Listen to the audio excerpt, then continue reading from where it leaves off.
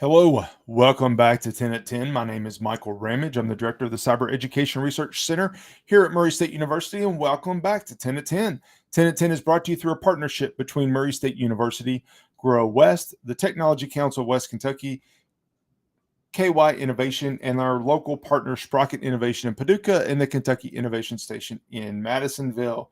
Welcome to episode 163. Almost got messed up on my sponsorships there for a minute.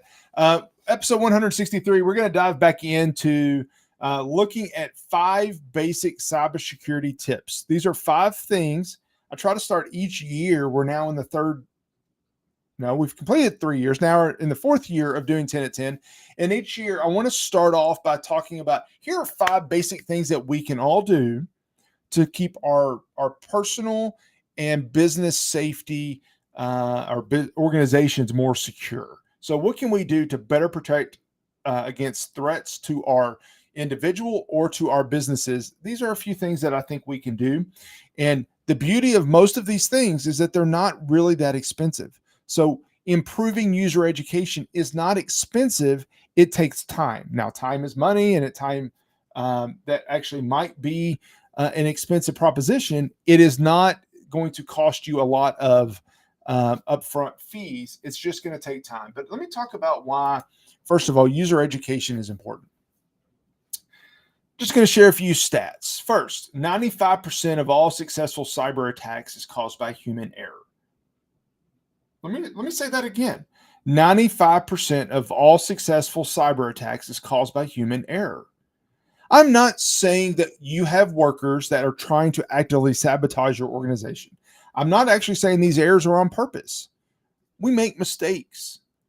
We want to do the right thing usually, but sometimes we just make mistakes. We may not click the right link. We may be trying to respond too quickly and we don't think through something. But we have to make sure that we're continuing to raise the awareness on the human element on our employees about the importance of cybersecurity and what's going on, because that's a real danger and something that we need to be aware of. Email phishing accounts for 90% of ransomware attacks. That's a large number. Sorry about that. That's a large number. 20% of the time, workers will click on a fake attachment. Again, okay, that means 80% of the time they don't click on it. I don't need 20% of your employees to click on something. I just need one. If I'm a bad guy, I just want one person in your company to click on it. Then I got you. So that's a really dangerous component. There's around 1.5 million new phishing websites created every month. 1.5 million new phishing websites created every month. LinkedIn has emerged as a social media subject to watch out for from a security standpoint. There are nation states that are watching what we're doing on LinkedIn to know how the industry and where the expertise is. 85% of phishing attempts go after user credentials. Fake invoices are the number one disguise for the distribution of malware. All these things are dangerous. All these things are dangerous. All these things need to give you pause. Every time you get an email, you need to stop and think. Does this look real? Does this seem legit? Would my boss really ask me for this? Those are questions that we should always think. Used to, we would say, is there a typo? Still look for typos. But now with AI, we don't necessarily see the typos like we could. But we should always be careful. Don't click. Don't click. Don't click. Don't click. That is probably the thing I say to people more than anything is that I don't care. Don't click it. And what I mean by that is that if you get an email, be super, super careful, super, super sure that that link is what you should be going to. If you're working in an Office 365 environment and you get an email with a link to a document that's in your Office 365, don't click the email. Instead, go to your login that you know to be secure and trustworthy and use it. Because here's what's going to happen. They're going to have you, oh, here's a Word doc, click on this link, and it's going to open up what looks like an Office 365 environment, and you're going to put in your information. You're going to put in your credentials. But while you're putting in your credentials, either one, it's fake altogether, or two, it's a pass-through, a man-in-the-middle attack, where you're going to put your information into something that then is going to pass it along to the real Office 365. But while they're doing that, they're stealing your information, and they're capturing those credentials so that they can use them later. Be careful what you click. Be careful what you click, and be careful if you click something and it asks you for your credentials. That's an extra step to be concerned about. If in doubt, always go to the source.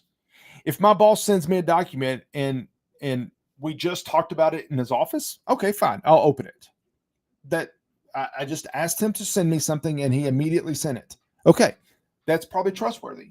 But if he sends me something that I have no idea what it's about, then call him. Call and ask him. Walk down to their office. Do some other form of verification that this is a legit thing before you just accept it. That is a good habit to get in. Verifying out of band, meaning some second source that it's a legitimate request. There's been examples that I've shared on our news weeks talking about changing account information and business email compromise. There's a lot of concerns with email security now that we need to be careful of. Be careful what you share, and don't overshare. And that goes on in emails, that goes on in social media. Just be careful, because what you're sharing on social media can be used to help craft an email directed at you to help convince you to click the link. I can use that information. If I know that you're in the accounting department, then I'll mention that you're in the accounting department. If I know that you're going on vacation next week, I'll mention that you're going on vacation. Hey, can you send me this document real fast before you go on vacation? Or can you do this before you go on vacation, because I'll need it next week? And it's in the context of what's happening in your life. So it'll might be easier to convince or trick somebody into doing something. Treat your business information like you would personal information. So what does that mean? If I ask you for your bank account information, are you going to give it to me? I hope not. You'd better not. You shouldn't. If I ask you for your business account, you're probably more likely to give it to me. I've got to be convincing, and I've got to make sure that I'm doing it the right way and doing all those things. But there is a more likelihood of you giving me business information because it's not yours. It's not your personal. It's not your family's. It's your business. Fine, it's business. I'll give business. No, you should treat all business information like you would personal information. That's a good practice to get in, and something that I would encourage you to think about with your colleagues or the folks that work for your organization. All right. Last thing is tag. Several years ago, we had a speaker at Security Matters who talked about a thing that they did at their organization, and they played tag. They had so many of these red note cards like this that they would go around the office, around the building, and if somebody saw that you left your computer unlocked, or you left customer information, patient information on your desk, laying out on top, and somebody could see it, they would tag you. Tag your computer was left unlocked, or sensitive data was left on your desk while you worked close by. And it became a game that if you got tagged, then your job was to go find somebody else to tag. And they kept going around and doing this. And ultimately what it did was it raised awareness, because people didn't want to get tagged. People didn't want to be shamed, if you will, into being the person that got tagged next.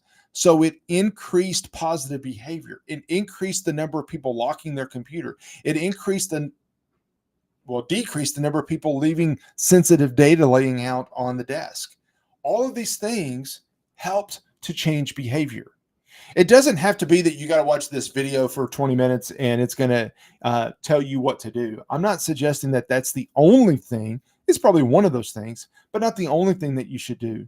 The reality is this has to be, user education has to be a continual process by which we continue to help improve user behavior in our organizations, because that's a challenge. It is the biggest challenge, perhaps, and one that's not going to go away. We're always going to have employees. If we're going to be in business, we're going to have employees. So doing something about that is important. All right. Well, I thank you for your time today. I appreciate you joining in for 10 at 10, and I'll see you next week back here on 10 at 10. Thank you. Bye.